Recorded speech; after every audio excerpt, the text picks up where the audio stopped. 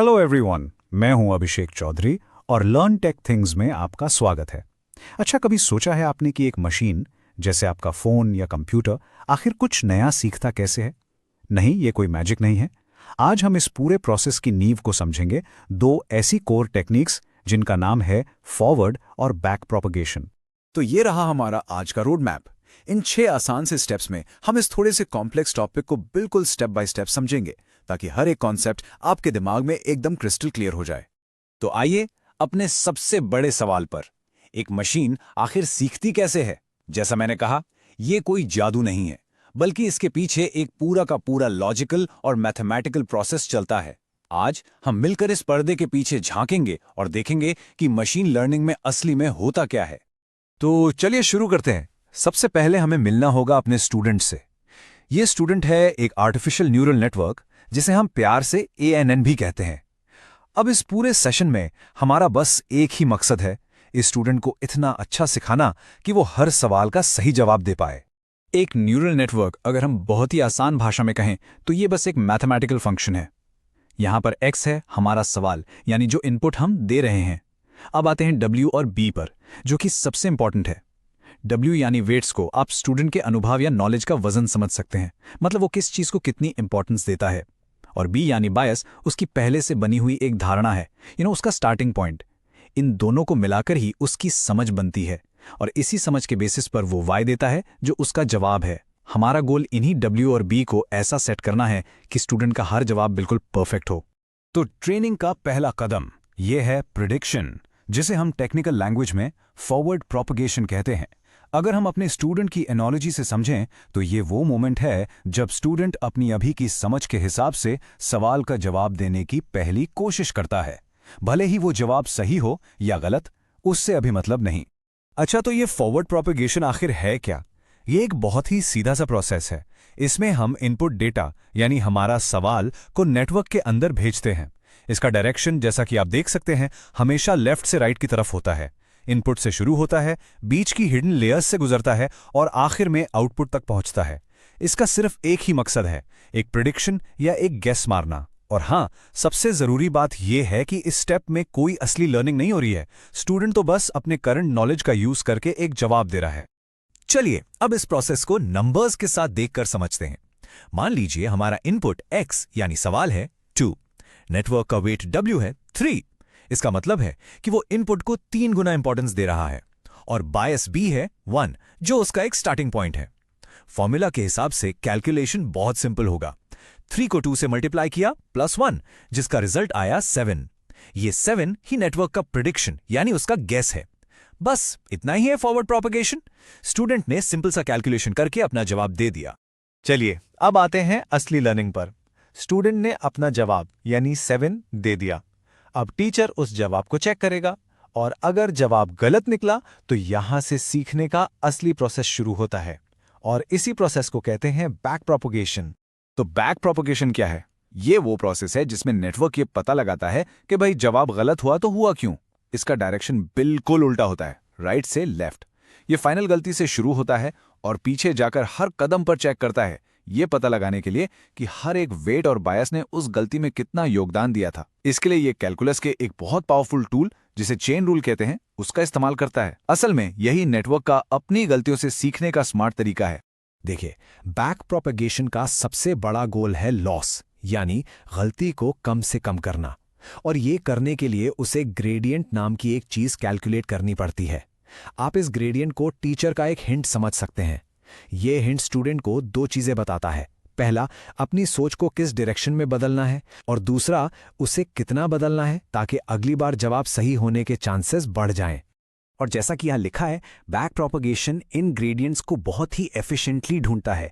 Efficiently शब्द यहां बहुत जरूरी है। सोचकर देखिए, अगर एक नेटवर्क में लाखों करोड़ों पैरामीटर्स हों तो उनमें से गलती की असल वजह ढूंढना कितना मुश्किल होगा।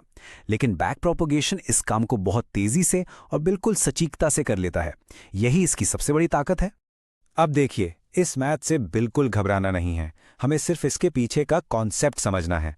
स्टेप 1 में गलती की वजह यानी ग्रेडियंट ढूंढ ली गई। स्टेप 2, ये जो अपडेट रूल है, ये असल में स्टूडेंट का अपनी नॉलेज को ठीक करना है। इस फॉर्मूला का आसान सा मतलब है कि नया वेट बराबर है पुराना वेट, जिसमें से हमने गलती का एक छोटा सा हिस्सा घटा दिया। ये सुधार कितना बड़ा होगा ये डिसाइड करता है ईटा, जिसे हम लर्निंग रेट कहते हैं। सोचिए, अगर लर्निंग रेट ज़्यादा है तो स्टूडेंट एक बार में अपनी सोच में बहुत बड़ा बदलाव करेगा, और अगर कम है तो वो धीरे धीरे छोटे छोटे कदम लेकर सीखेगा।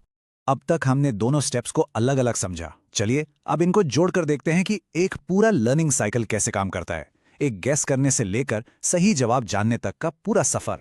इसके लिए हम एक बहुत ही क्लासिक एग्जाम्पल लेंगे, MNIS डेटा सेट। इसे आप हमारे स्टूडेंट का पहला बोर्ड एग्जाम समझ सकते हैं। नेटवर्क को हाथ से लिखे हुए नंबर्स की हजारों इमेजेस दिखाई जाती हैं और उसे बस ये पहचानना है कि दी गई इमेज में 0 से 9 के बीच कौन सा नंबर लिखा हुआ है। तो ये पूरा लर्निंग लूप ऐसे चलता है। स्टेप 1, फॉरवर्ड पास। हमने नेटवर्क को 7 की एक इमेज दिखाई, लेकिन उसने अपनी अभी की समझ के हिसाब से गेस किया कि ये तो 1 है। Step 2, calculate loss. हमने नेटवर्क के प्रेडिक्शन 1 को असली जवाब 7 से कंपेयर किया। गलती साफ है और काफी बड़ी है। स्टेप 3, बैकवर्ड पास। नेटवर्क ने बैक प्रोपगेशन का यूज करके पता लगाया कि आखिर किन वेट्स और बायसेस की वजह से ये गलती हुई थी। और आखिरी स्टेप 4, अपडेट वेट्स। उसने उन वेट्स को थोड़ा सा एडजस्ट किया ताकि अगली बार जब वो ऐसी कोई इमेज देखे तो उसके 7 बोलने के चांसेस बढ़ जाएं। और बस यही साइकिल बार बार चलता रहता है। और ये जो 4 स्टेप का साइकिल हमने अभी देखा, ये 1 या 2 बार नहीं होता। इस MNST डेटा सेट पर एक नेटवर्क को ठीक से ट्रेन करने के लिए ये पूरा प्रोसेस पूरे 7000 अलग अलग इमेजेस के साथ रिपीट किया जाता है। सोच कर देखिए, 60,000 बार गेस करना, गलती को चेक करना और फिर अपनी समझ को थोड़ा सा बेहतर बनाना। बिल्कुल एक स्टूडेंट की तरह जो हजारों प्रैक्टिस प्रॉब्लम सॉल्व करता है एग्जाम से पहले। हर एक रेपिटेशन के साथ नेटवर्क थोड़ा और सटीक, थोड़ा और स्मार्ट होता जाता है। अब जब हमने पूरा लर्निंग साइकिल देख लिया है तो चलिए इसके 2 सबसे जरूरी हिस्सों यानी फॉरवर्ड और बैक प्रोपगेशन को आमने सामने रखकर कंपेयर करते हैं। इससे सारे कॉन्सेप्ट्स आपके दिमाग में हमेशा के लिए छप जाएंगे। ये टेबल इनके बीच के फर्क को बिल्कुल साफ कर देता है। देखिए, डायरेक्शन एकदम ऑपोजिट है। एक लेफ्ट से राइट जाता है, दूसरा राइट से लेफ्ट। फॉरवर्ड का काम है प्रिडिक्शन करना, जबकि बैक प्रोपगेशन का काम है लर्निंग करना। एक में कैलकुलस का कोई काम नहीं, दूसरा उसके बिना चल ही नहीं सकता। और सबसे जरूरी बात जो नीचे लिखी है, फॉरवर्ड प्रोपगेशन ट्रेनिंग और टेस्टिंग यानी एग्जाम दोनों के टाइम होता है, लेकिन बैक प्रोपगेशन यानी असल सीखना सिर्फ ट्रेनिंग के दौरान होता है। एक बार स्टूडेंट सब कुछ सीख गया तो एग्जाम में वो नया कुछ नहीं सीखता, सिर्फ अपने नॉलेज का इस्तेमाल करके जवाब देता है। अगर आप इस पूरे सेशन से सिर्फ एक चीज याद रखना चाहते हैं ना, तो वो इस स्लाइड पर है। ये इसकी सबसे आसान समरी है। फॉरवर्ड प्रोपगेशन का मतलब है प्रिडिक्शन करना, गेस करना, और बैक प्रोपगेशन का मतलब है लर्निंग करना, गलतियों से सीखना। बस इतना ही है। अब हमने सीखने का प्रोसेस तो समझ लिया, लेकिन असल दुनिया में इस स्टूडेंट को कुछ मुश्किलों का सामना भी करना पड़ता है, बिल्कुल एक असली स्टूडेंट की तरह, जिसे एक मुश्किल सब्जेक्ट पढ़ते वक्त परेशानी होती है। रियल वर्ल्ड ट्रेनिंग में 2 बहुत आम परेशानियां आती हैं। पहली है वैनिशिंग ग्रेडियंट्स। इसका मतलब है कि जब नेटवर्क बहुत गहरा होता है तो टीचर का फीडबैक यानी ग्रेडियंट पूछे तक आते आते इतना धीमा हो जाता है कि शुरू के लेयर्स कुछ सीख ही नहीं पाते। और दूसरी है एक्सप्लोडिंग ग्रेडियंट्स, जो इसका बिल्कुल उल्टा है। यहाँ फीडबैक इतना लाउड और कंफ्यूजिंग हो जाता है कि नेटवर्क की ट्रेनिंग आगे बढ़ ही नहीं पाती। लेकिन चिंता की बात नहीं है, इन प्रॉब्लम्स के लिए एक्सपर्ट्स ने रेलियो और ग्रेडियंट क्लिपिंग जैसे स्मार्ट सॉल्यूशंस बनाए हैं, जिससे ये सुनिश्चित होता है कि लर्निंग प्रोसेस आसानी से चलता रहे। तो हमारी आज की जर्नी यहाँ खत्म होती है, लेकिन मैं आपको एक सवाल के साथ छोड़ना चाहता हूँ। अगर मशीन का सीखना सिर्फ मैथमेटिक्स और बार बार प्रैक्टिस करना है, तो क्या हम ये कह सकते हैं कि मशीन सच में कुछ समझ रही है, या ये सिर्फ एक बहुत ही एडवांस पैटर्न को पहचानने का तरीका है? इसके बारे में जरूर सोचिए। लर्न टेक थिंग्स देखने के लिए बहुत बहुत शुक्रिया। अगर आपको एक्सप्लेनर पसंद आया तो इसे लाइक करें, अपने दोस्तों के साथ शेयर करें, और हाँ, चैनल को सब्सक्राइब करना बिल्कुल ना भूलें। मिलते हैं अगले वीडियो में।